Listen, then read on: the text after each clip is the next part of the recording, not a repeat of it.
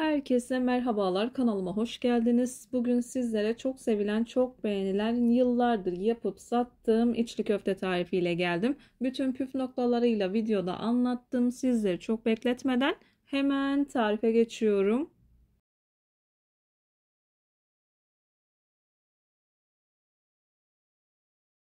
Tarifime ilk olarak iç harcını hazırlamakla başlıyorum. Bunun için yarım kilo kadar soğanımı küçük küçük doğradım. Çok da küçük olmasın. Yaklaşık 2 yemek kaşığı kadar tereyağı ekleyip kavuruyorum. Bu sefer kıymayı ve soğanı ayrı kavuracağım. Müşteri o şekilde istedi.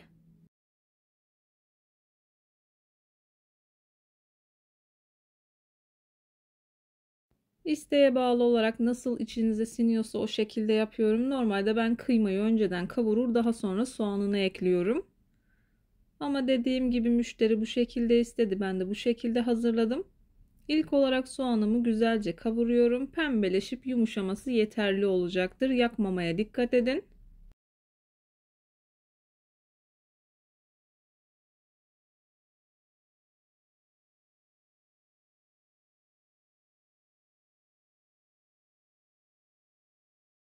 Soğanım istediğim yumuşaklığa geldi. Lezzet vermesi açısından tuz ekleyip kavurdum soğanı. Daha sonrasında 1 kilo kadar kıymamı kavuruyorum. Üzerine tuz ekledim biraz kavrulduktan sonra.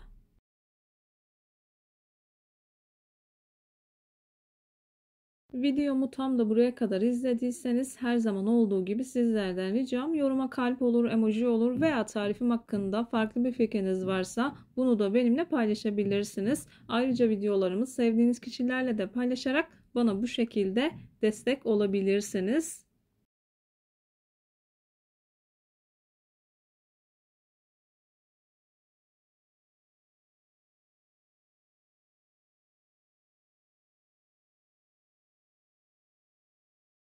Kıyma kavrulduğu zaman bu şekilde suyunu salıyor. Suyunu tamamen çekip yağ geçtikten sonra 3-4 dakika kadar kavurmanız yeterli olacaktır. Tekrar soğanın içerisine ekledikten sonra da yine bir 3-4 dakika kadar kavuruyorum ki lezzetleri birbirine geçsin.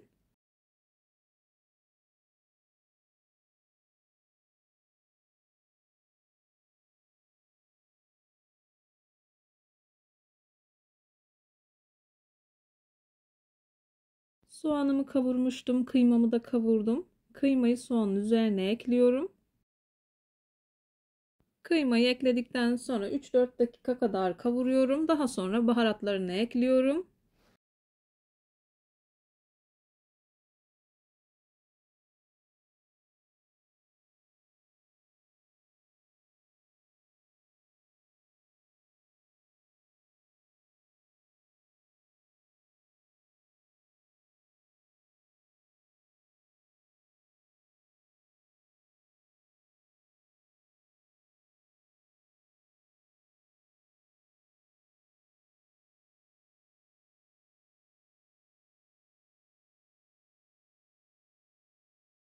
Baharatlarını ekliyorum. İsteğe bağlı olarak kuru reyhan kullanabilirsiniz. Tamamen isteğe bağlı.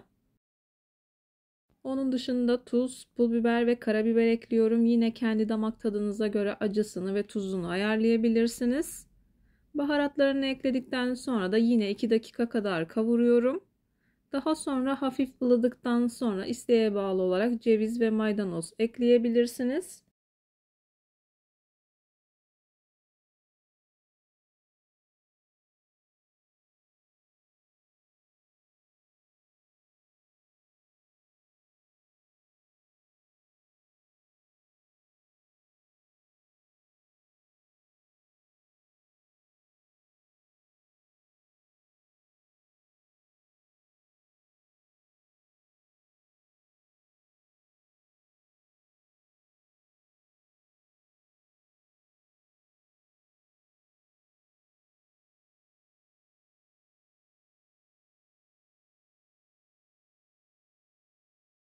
Baharatlarını da ekleyip birazcık kavurdum.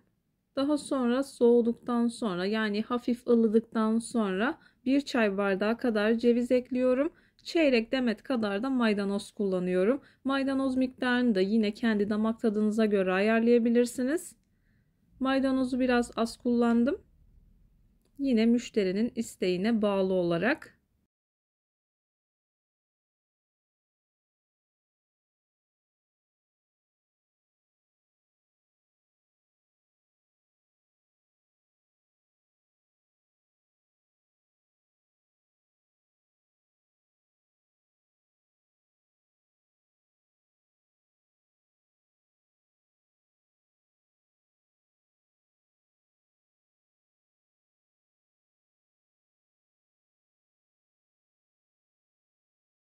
İç harcını hazırladım. Tamamen soğuduktan sonra kullanıyorum. Bir gece öncesinden de hazırlayabilirsiniz.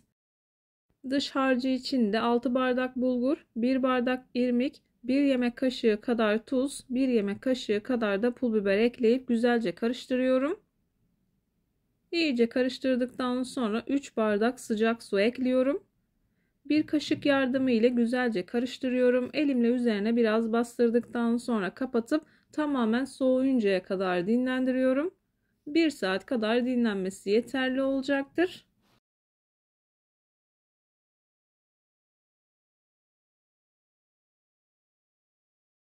Ben ince köftelik bulgur değil de çiğ köftelik bulgur kullanıyorum. Bunu da bu aşamada belirteyim.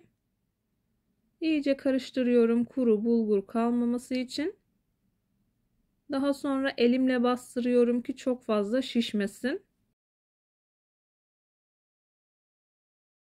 Çok sıcak su ister istemez biraz bulguru şişirebiliyor. Kaynattıktan sonra bir 5-6 dakika kadar bekletip daha sonra üzerine döküyorum. Elimle iyice bastırdım, üzerini kapattım. 1 saat kadar dinlendirdim. Bu sefer çiğ köfte tepsisi kullanmıyorum. Sadece çiğ köfte tepsisinde mi oluyor diye çok soru aldım. Hayır, dilediğiniz herhangi bir leğende de yapabilirsiniz. Çiğ köfte tepsisi biraz daha kolay kıvam almasını sağlıyor.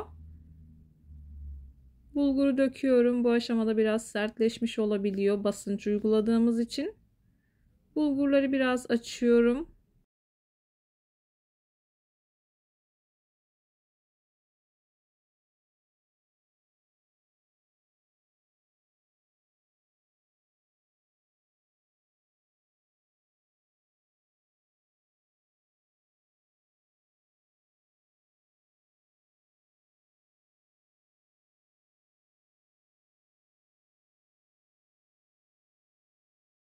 Bulgurlarımı açtıktan sonra ortasını havuz şeklinde açtım. 1,5 yemek kaşığı kadar salça, bir tane de yumurta ekliyorum. Salçayı ben biber ve domates karışık kullandım. Sadece biber de kullanabilirsiniz. Yine seviyorsanız sadece domates kullanabilirsiniz ama biber çok daha güzel yakışıyor. Yavaş yavaş yoğurmaya başlıyorum. Suyu azar azar dikkatli bir şekilde kullanmaya özen gösterin. Eğer kıvamı kaçarsa sonradan tutturmak için çok fazla zorlayabiliyor. Yavaş yavaş kontrollü bir şekilde kullanın.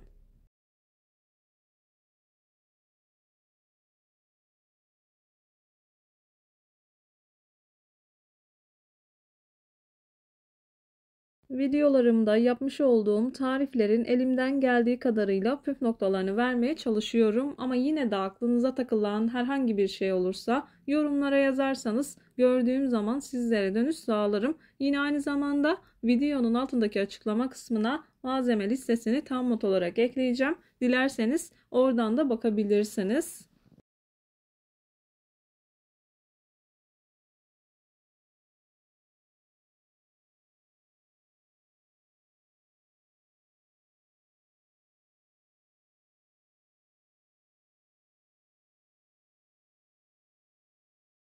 Dikkat ederseniz bu aşamada hiç kesmedim. Hamur hemen yavaş yavaş toparlandı.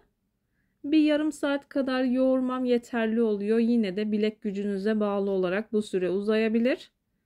Yarım bardak kadar galeta unu ekledim. Dilerseniz beyaz un, buğday unu da kullanabilirsiniz. Eklediğim galeta unu dışının biraz daha çıtır çıtır olmasını sağlıyor.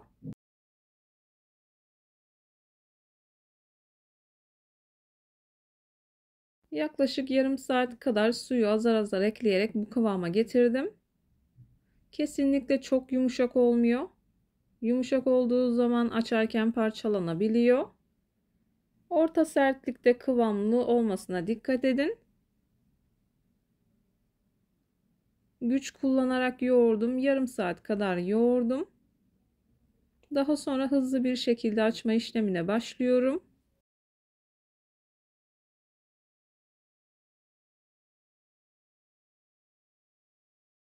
Ceviz büyüklüğünde bir parça koparttım. Elimle yuvarladıktan sonra silindir şekline getiriyorum. Yavaş yavaş açıyorum. Ara ara parmağımı ıslatıyorum.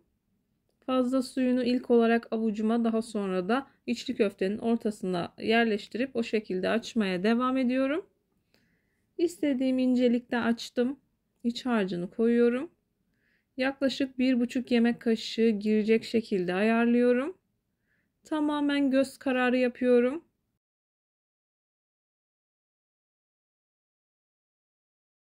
Ben genelde göz kararı yaptığım için satış yaptığım zaman bir 5 tanesini fire olarak gösteriyorum.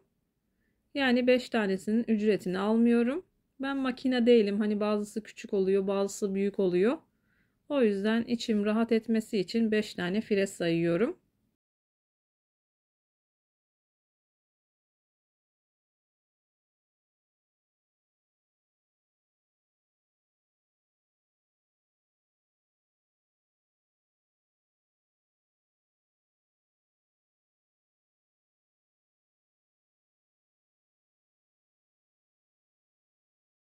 Tam da bu aşamada belirtmek istiyorum. Birçok içli köfte tarifi var kanalımda. Hepsi de farklı farklı hazırlanmış. Ben müşterinin isteğine bağlı olarak hazırlıyorum. Eğer daha çıtır istiyorsa irmik miktarını biraz çoğaltıyorum. Eğer biraz daha yumuşak istiyorsa yine aynı şekilde irmik miktarını azaltıp galeta unu eklemeyip beyaz un ekliyorum. Tamamen isteğe bağlı olarak, kafanız karışmasın. Bu tarif çıtır çıtır içli köfte isteyenlere özel. Gerçekten çok güzel oluyor. Kesinlikle patlama çatlama olmuyor. Zaten hamurunu güzel yoğurduğunuz zaman hem kolay hazırlanıyor, hem de pişirirken, haşlarken de, kızartırken de çatlama olmuyor. Eğer haşlama yapacaksanız galeta unu değil de beyaz un kullanın.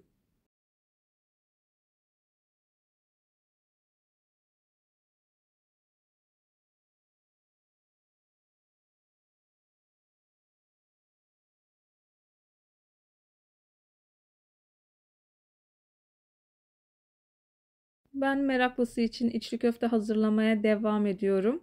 Eğer sonucunu görmek istiyorsanız da hızlandırıp sonucuna bakabilirsiniz.